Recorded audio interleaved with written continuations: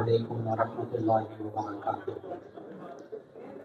نحمده ونصلي على رسوله الكريم، اما بعد فاعوذ باللہ من الشیطان الرجیم، بسم اللہ الرحمن الرحیم۔ یا ایھا الذین آمنوا اتقوا اللہ وقولوا قولا سدیدا یصلح لکم اعمالکم ویغفر لکم ذنوبکم ومن يطع الله ورسوله فقد فاز فوزا عظيما۔ صدق اللہ العظیم۔ عزیزم معتکف حضرات، آج ہمارا افطاری سے پہلے کا موضوع ہے ہماری زبان یہ اللہ کی ایک نعمت ہے۔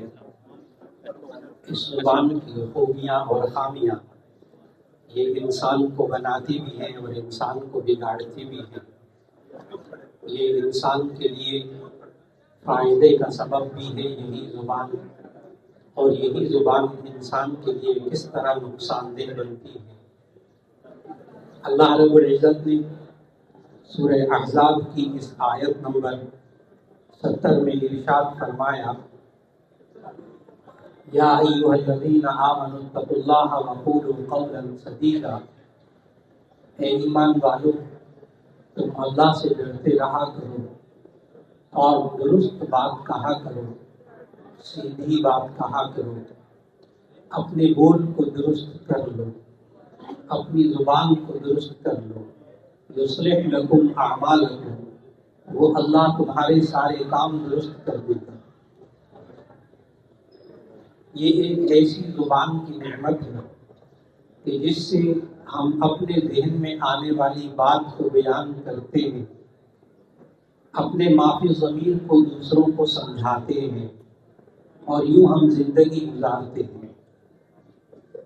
لیکن یہ انسان کی زبان سے نکلے ہوئے الفاظ اگر اچھے ہوتے ہیں تو اس سے دلوں میں جوڑ پیدا ہوتا ہے۔ یہی زبان سے نکلے ہوئے الفاظ اگر یہ محبت پیدا کرنے والے ہوں تو دلوں میں سے نفرت ختم ہوتی ہے۔ یہی ہمارا زبان کا لہجہ اگر نرم ہو تو دوسروں کے ساتھ اللہ احترام اور محبت کا تعلق پیدا کرتا ہے۔ یہی زبان کی سختی آنے لگے، یہی لہجہ بدلنے لگے، لوگ ہم سے دور ہو جاتے ہیں۔ اللہ رب العزت نے اس آیت میں ہمیں حکم فرمایا، وَقُولُوا قَوْلًا سَدِيدًا، تم درست بات کہا کرو، اپنے بول کو درست کر لو۔ یہ درست بول کون سا ہوتا ہے؟ زبان درست کون سی ہوتی ہے؟ اس کے لیے ہمیں یہ سمجھنا ہوگا کہ اللہ رب العزت نے قرآن مجید میں زبان کے 10 عیب بتائے ہیں۔ اگر اس میں سے کوئی عیب بھی انسان کی زبان کے اندر موجود ہو تو ایسی صورت میں وہ قول سدید نہیں ہوگا، وہ درست بول نہیں ہوگا۔ آج ہمارے اعتکاف کی نشست کا یہی موضوع مقرر کیا گیا انتظامیہ کی طرف سے کہ ہم اپنے بول کو کیسے درست کریں۔ یہاں اللہ نے اس آیت میں سچ بولنے کو نہیں کہا، اس کے لیے اور آیتیں ہیں۔ سچ بولنا اچھی بات ہے، جھوٹ بولنا بری بات ہے، سب کو معلوم ہے۔ لیکن کبھی کبھی یہ انسان سچ بولتا ہے لیکن اللہ ناراض ہو جاتا ہے۔ اپنی طرف سے یہ انسان یہ کہتا ہے میں نے بالکل سچی بات کہی، جھوٹ بالکل نہیں بولا، لیکن اللہ بہت ناراض ہو جاتا ہے۔ جیسے یہ انسان غیبت کرتے ہوئے ہمیشہ سچ بولتا ہے، کبھی جھوٹ نہیں بولتا، اس لیے کہ غیبت کہتے ہیں کسی انسان کے اندر کوئی برائی ہو پھر اس کی غیر موجودگی میں اس کی وہ برائی بیان کی جائے تو اسے غیبت کہتے ہیں۔ اس لیے غیبت کرنے والا ہمیشہ سچ بولتا ہے، اور اگر وہ برائی اس کے اندر نہ ہو پھر یہ کہا جائے فلاں کے اندر یہ برائی ہے تو اسے بہتان کہتے ہیں، اسے تہمت کہتے ہیں، اسے غیبت نہیں کہتے۔ کبھی انسان سچ بولتا ہے، گھر میں فساد ہو جاتا ہے، کبھی انسان سچ بولتا ہے، رشتے ٹوٹ جاتے ہیں. کبھی انسان سچ بولتا ہے، دوسرا انسان ذلیل ہو جاتا ہے، اللہ ناراض ہو جاتا ہے. اب سوال یہ ہے کہ ہم اپنی زبان کو درست کیسے رکھیں؟ تو اس کا جواب یہ ہے کہ اللہ تعالیٰ نے قرآن مجید میں زبان کے 10 عیب بتائے ہیں. اگر اس میں سے ایک بھی زبان کی برائی اور عیب زبان کے اندر ہو، اس بول کے اندر ہو، تو وہ درست بول نہیں ہوگا. ان میں نمبر 1 اللہ نے ہمیں سمجھایا قرآن میں، لعنت اللہ علی الکاذبین، جھوٹ بولنے والوں پر اللہ کی لعنت ہوتی ہے. اس لیے نمبر 1 زبان سے جھوٹ نہ نکلے، زبان سے جھوٹی بات نہ کہی جائے. پھر اس کے بعد نمبر 2 غیبت. اللہ نے اتنا سختی سے منع کیا، لا یغتب بعضکم بعضا ایحب احدکم ان یاکل لحم اخیہ میتا. تم ایک دوسرے کی غیبت نہ کرو. کیا تم پسند کرتے ہو اپنے مردہ بھائی کا گوشت کھانا؟ اتنا اللہ کو برا لگا. تو نمبر 2 غیبت انسان کی زبان میں نہ ہو. نمبر 3 بہتان تراشی نہ ہو. جو انسان پاک دامن پر تہمت لگاتا ہے، اللہ نے سورہ نور میں اس کے 80 کوڑے سزا کے رکھے. والذین یرمون المحصنات ثم لم یأتوا بأربعة شہداء فاجلدوهم 80 جلدہ. اتنا اللہ کو ناپسند ہے تہمت لگانا. نمبر 4 چغل خوری. چغل خوری اس کو عربی میں نمیمہ کہتے ہیں، ادھر کی بات ادھر منتقل کرنا تاکہ 2 بندوں میں لڑائی ہو جائے. اللہ نے قرآن میں کہا مشاء بنمیم، وہ لوگ جو چغل خوریاں کرتے ہیں.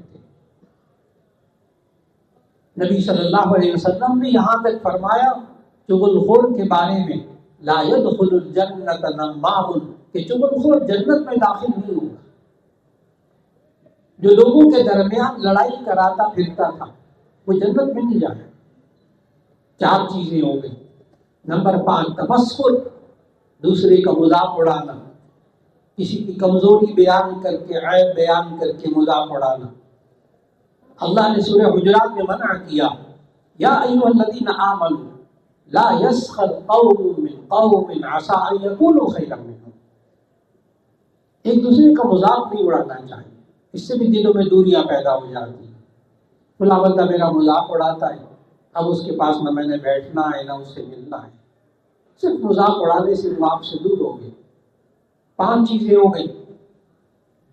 نمبر 1 جھوٹ، نمبر 2 غیبت، نمبر 3 بہتان تراشی، نمبر 4 چغل خوری، نمبر 5 تمسخر، مذاق اڑانا. نمبر 6 وعدہ خلافی کرنا. زبان سے وعدہ کر لیا پورا نہیں کرتا. اللہ نے سورہ مائدہ کی پہلی آیت میں فرمایا یا ایھا الذین آمنوا اوفوا بالعقود، اے ایمان والو اپنے وعدوں کو پورا کیا.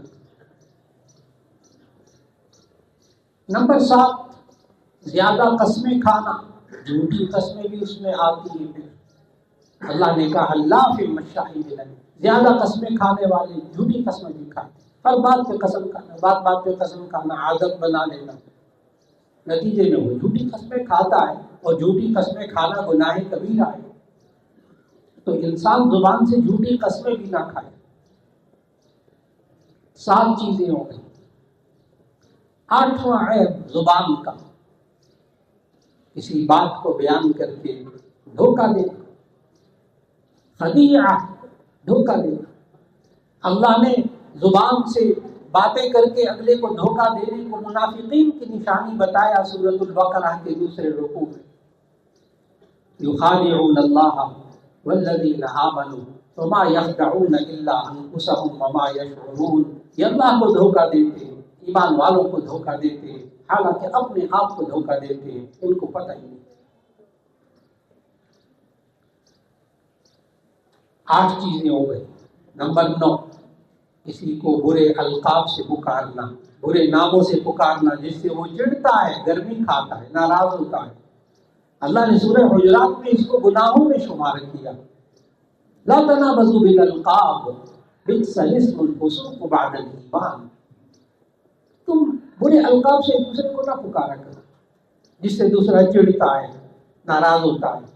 آج معاشرے میں ہر ایک بندے نے دوسرے کے نام رکھے ہوئے، عورتوں نے بھی مردوں نے، وہ فلاں آیا۔ برے القاب سے پکارنا گناہ کی بات ہے۔ 9 چیزیں ہو گئی۔ نمبر 10، گالی دینا۔ میں نے بدزبانی نہیں کہا، گالی دینا، اس لیے کہ یہ تو 10 کی 10 چیزیں بدزبانی ہیں۔ گالی دینا، اگر کوئی انسان برا ہو پھر بھی گالی نہیں دے۔ دیکھیے مشرکین مکہ کہ بت برے، ناپاک، رجس من عمل الشیطان، لیکن اللہ نے نبی صلی اللہ علیہ وسلم کو خطاب کر کے قرآن مجید میں کہا لا تسبوا الذین یدعون من دون اللہ، یہ اللہ کے علاوہ جن بتوں کی عبادت کرتے ہیں آپ ان کو گالی نہ دیں، کیوں؟ فیسبوا اللہ عدوا بغیر علم، کیونکہ اللہ کو گالی دیں گے بغیر علم کے اور آپ سے برداشت نہیں ہوگا۔ آج ہمارے گھروں میں، معاشرے میں ایک دوسرے کے رہنما کو گالی دیتے ہیں، ایک دوسرے کے بزرگوں کو گالی دیتے ہیں، نتیجہ یہ ہوتا ہے وہ اس کے بزرگوں کو گالی دیتا ہے، وہ اس کے رہنماؤں کو گالی دیتا ہے، معاشرے میں فساد پھیلتا ہے۔ وہ زبان